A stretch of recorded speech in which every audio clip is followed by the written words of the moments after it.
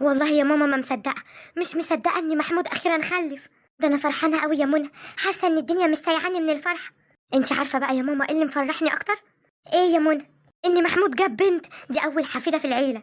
ما انت عارفه يا ماما ان انا جايبه 3 ولاد. يا حبيبتي ربنا يخليهم لك يا رب ويفرحك بيهم، وبعدين ما تخاويهم وهاتي بنتي كمان. لا الحمد لله على كده، ربنا رضاني وكرمني. وبنت محمود دي هتبقى بنتنا كلنا، وكمان هتبقى دلوعة العيله. ما انت عارفه يا ماما محمود ده بالنسبه لي اخويا الصغير وابني وكل حاجه ليا. محال بقى بنته هتبقى غلاوتها ايه في قلبنا. عندك حق والله يا منى يا بنتي، انا كمان فرحانه بيها قوي. وبسم الله ما شاء الله البنت جميله شبهك بالظبط يا منى وانت صغيره. لا لا يا ماما دي هي بسم الله ما شاء الله زي القمر. ربنا يا رب يخليها لهم ويفرحوا بيها ويشوفوها عروسه يا رب يا حبيبتي. المهم يا منى عرفيني، جبتي الحاجات يا حبيبتي اللي قلتلك عليها؟ يا ماما طبعا جبت لها كل حاجه وبزياده كمان. جبت لحمه وفراخ ومغات وسمنه، وكمان يا ماما موصيه سايغ على غواشتين للبنت. يا حبيبتي يا بنتي ربنا يخليكي ليها. فعلا يا بنتي العمه الحنينه رزق.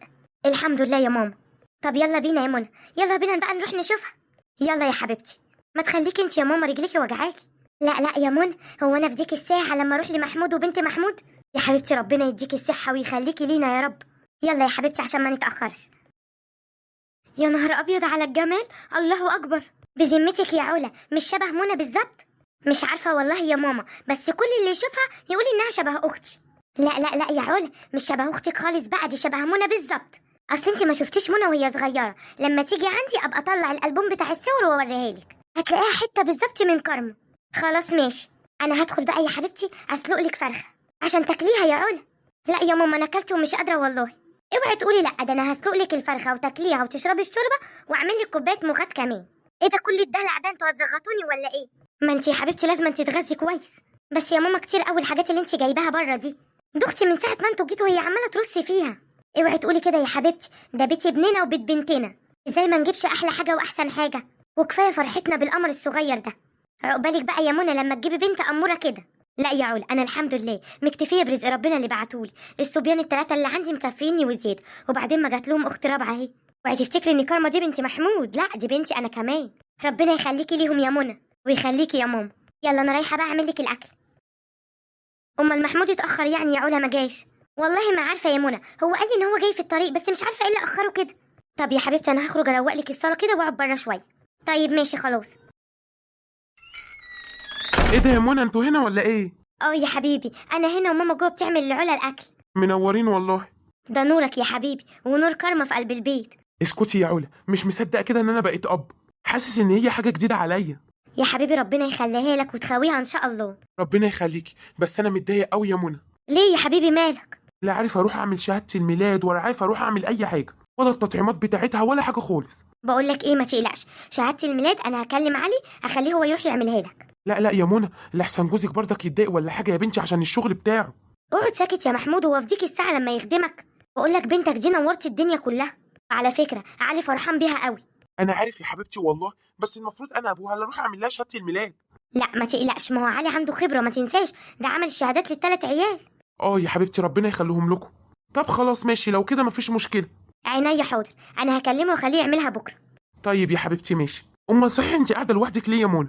امال فين علا امال؟ علا قاعده مع اختها جوه يا محمود. ايه ده والله، هي هنا اختها هنا؟ اه قاعده معاها جوه في الاوضه، وانا بعد ما روقت وكده قعدت قلت استريح شويه، وماما مستنياها تخلص الاكل واخدها وامشي. طب ليه كده يا منى، ما تسيبيها قاعده معانا الكام يوم دول؟ لا يا حبيبي معلش عشان علا برضو تاخد راحتها. طيب ماشي، كده كده اختها بتبات معاها. طيب يا حبيبي ماشي. ايه ده يا محمود انت جيت يا حبيبي؟ انت لسه فاكره يا امي؟ ده انا هنا بقالي يجي نص ساعه. ولا حسيت بيك، صوت الميه بقى والاكل والحاجات مخليني مش سامعه. العظمه كبرت بقى يا محمود. لا يا حبيبتي اوعي تقولي كده، ربنا يخليكي لينا. ويخليك يا حبيبي. يلا يا ماما نمشي. ماشي يا حبيبتي اللي يعجبك. ما تخليكوا قاعدين بقى معايا شويه. لا يا حبيبي ما احنا هنيجي تاني. هو احنا يعني خلاص يا محمود ماشيين مش هنرجع؟ طب خلاص اللي يريحكم. ومعلش بقى يا منى، هنتعب معانا علي على شهاده الميلاد. لا يا حبيبي ولا يهمك اي حاجه. يلا يا ماما. يلا يا حبيبتي تصبح على خير يا محمود. وانت من اهله يا امي. اما ادخل بقى اشوف البت كارما لحسن وحشتني قوي.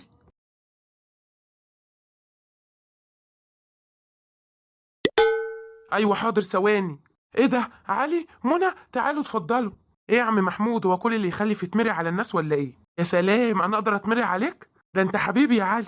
ربنا يخليك يا حبيبي ويخليها لك يا رب. محمود علي خلص لك شهاده الميلاد. ايه ده بجد يا منى بالسرعه دي؟ يا ابني هو انت مش عارف قيمتي ولا ايه؟ لا عارف. خدها هي محمود. تسلم لي تسلم لي يا علي، اخدمك ان شاء الله كده يوم فرح ولادك. يا ساتر عليك، طب قول يوم فرحك يا علي. انت اتجننت ولا ايه وانت تلاقي زي اختي منى؟ حبيبي يا محمود، ربنا ما يحرمنيش منك. انا داخله بقى اطمن على علا واشوف كارما لحسن وحشتني قوي. والله العظيم يا منى البت اكنها نسخه منك. ماما بتقول كده برضو يا محمود، وبصراحه كل اللي يقول لي كده افرح قوي. انا داخله لها بقى. طب خلاص خش لهم انت وانا هقعد هنا انا وعلي. بقول لك ايه يا محمود، الشنطتين اللي على الباب دول انا جايبهم لكارما. ليه فيهم ايه يعني؟ فيهم فاكهه ولا ايه؟ فاكهه؟ انت عمك على بطنك. ما انت عارف يا محمود ان انا شغال في شركه كلها بتبيع مستلزمات الاطفال، فانا جايب لها كل حاجه هتحتاجوها ليها. ربنا يخليك يا علي. بس انا مش عارف بقى يوم الاسبوع ده هنعمل ايه يا علي. ما تعتلش هم، شوف انت عايز تعمل ايه وانا هروح معاك تجيب كل حاجه، وتجيبها كمان من مكان رخيص يا محمود. طب بقول لك ايه، ما تقوم انت بقى بالمهمه دي بدالي، احسن انا بصراحه ماليش خلق وما بفهمش في الحاجات دي خالص. خلاص من عينيا الاتنين، انا هروح اجيب لك كل حاجه ليها. تسلم تسلم لي يا علي. شفتي يا منى؟ شفتي الاوضه؟ اصل انا كنت فاكره ان انا هجيب ولد ففرشتها كده. والله يا حبيبتي جميله ومش فارقه ولد ولا بنت، كده كده الالوان لايقه على بعضيها. انت رايك كده يعني الناس مش هيقولوا حاجه؟ لا لا، يقولوا ايه؟ اقولك شكلها تحفه، يعني اكنها اوضه سبوع ومولود يعني. طمنتيني والله يا منى. ايه اللي انتوا جايبينه ده؟ مكسرات؟ ده انا بحبها قوي. حاسبي بس يا منى، عشان المكسرات دي يا حبيبتي احنا شارينها بفلوس. ايوه يا حبيبتي ما انا عارفه، انا ما كنتش هاكل ولا حاجه. لا لا، اصل انا حبيت اعرفك بس ان مش دي حاجه رخيصه ولا حاجه. ايوه صح، غاليه جدا. ايوه يا حبيبتي ما انا عارفه، ولو عايزه انا اشتري لك. لا لا، انا حتى الحبه دول قصاد الضيوف علشان اي حد يجي، عشان المنظر يعني. طيب ماشي، ولو عوزتي حاجه برضو يا علا قوليلي وانا اجيبها لك. ماشي يا حبيبتي. اما ادخل بقى غير هدومي. وانا كمان يا منى عن اذنك هخش كده لعلا اشوفها يمكن محتاجه حاجه. لا اتفضلي. يا علا، للدرجه دي؟ للدرجه دي نفسك رخيصه؟ ما بتشبعيش من كل الحاجه اللي انا بجيبها لك وماما بتجيبها لك على حبه مكسرات تكسري نفسي بالطريقه دي؟ يا ريتني ما كنت مديت ايدي وخدتي حاجه، بس انا كان نيتي ان ده عادي وده بيت اخويا ومراته دي تبقى اختي. بس طلعتي غبيه قوي يا علا، كمان بتضحكي واختك واقفه تعيد كلامك. والله العظيم لو ما يقولوش ان انا نكدت عليهم انا اخد بعضي وامشي، ومش عايزه احضر السبوع. حسبي الله ونعم الوكيل. انت يا محمود. ايه ده يا علا، في ايه مالك؟ بقول لك ايه، ما تقول لاختك تخف شويه. يا فاكرانا قاعدين على بنك ولا ايه؟ منى ليه عملت ايه؟ عماله تقول ايه ده؟ ايه المكسرات الجميله دي؟ ده انا بحبها قوي. هو انت مش لما جبت المكسرات دي امبارح قلت لي ان هي غاليه؟ اه طبعا يا علا دي غاليه قوي. اختك بقى شكلها ناويه تتسلى عليهم وتقعد جنبيهم لحد ما تخلص الطبق، والضيوف يجوا ما يلاقوش حاجه يحطوا نقط البنت فيها. لا لا انا هخرج اقول لها. ايوه اخرج قول لها خف شويه وتتعامل معانا بحذر شويه. مش فاكره البيت بيتها؟ مش علشان جابت لنا شويه حاجات تفتكر ان الدنيا خلاص. قلت لك خلاص يا علا هخرج اقول لها. طب ماشي تمام، اخرج قول لها بقى.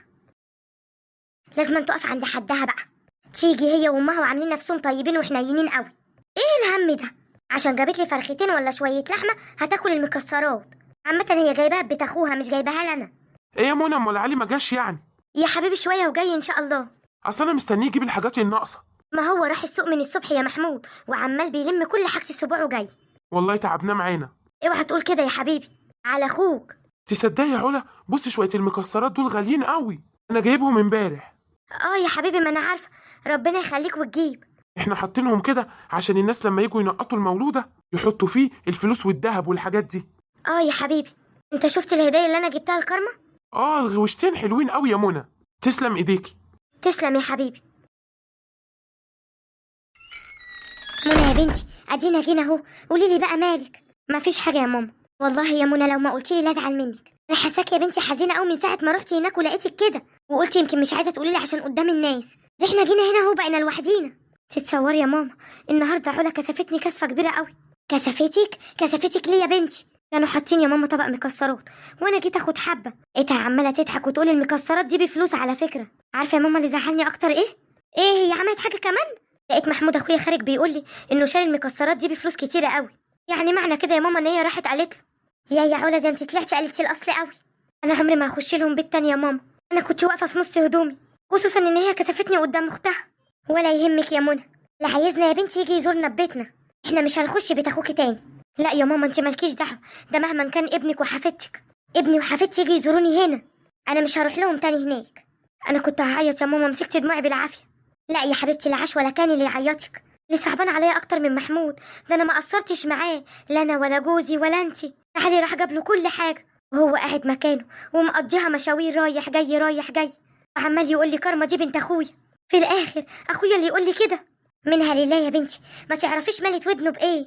حسبي الله ونعم الوكيل. حقيقي يا ماما تسلم ايديكي على الاكل، بالهنا والشفا يا علا يا بنتي، ربنا يخليكي. ايه يا منى انت ما بقيتيش تيجي تزورينا يعني؟ لا والله يا حبيبتي معلش، مشاغل بقى ومدارس، انت عارفه العيال. ايه هي كارما ما بتوحشكيش؟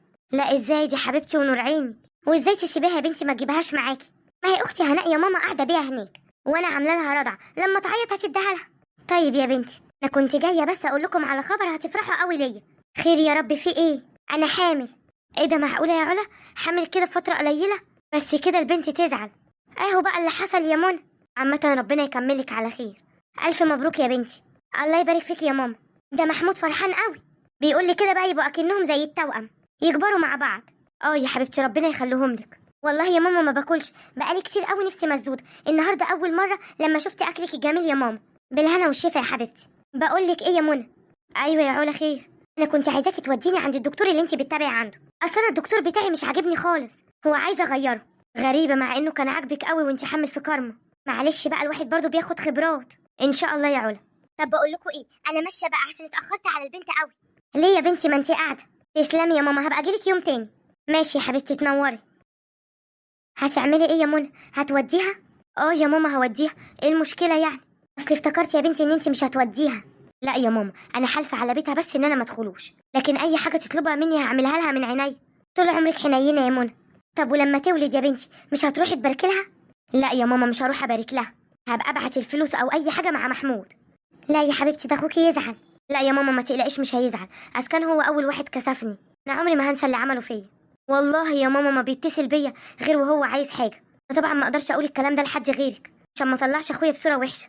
عندك حق يا بنتي، بس انا خايفه لاخوكي يزعل يا علا ان انت مش هتروحي، وكانوا بيعتمدوا عليكي في كل حاجه، ودوكي مشاوير قد كده انت وجوزك. لا خلاص بقى يا ماما، اللي بيتعلم ما بيتعلمش ببلاش، وهم كبروا وعارفين كل حاجه، وهيعرف محمود يشتري كل حاجه، ولو ما عرفش احنا ملناش دعوه. ايه اللي يريحك يا بنتي؟ هو انت زعلتي يا ماما ولا ايه؟ انا والله العظيم ما قصدي ازعلك، بس بصراحه مش قادره اسامحها بسبب اللي عملته فيا هي ومحمود. يا ماما انا اتكسفت قدام اختها، وعمري ما هنسى حاجه زي كده. لو سمحتوا قولولي انا عندي حق ولا لا.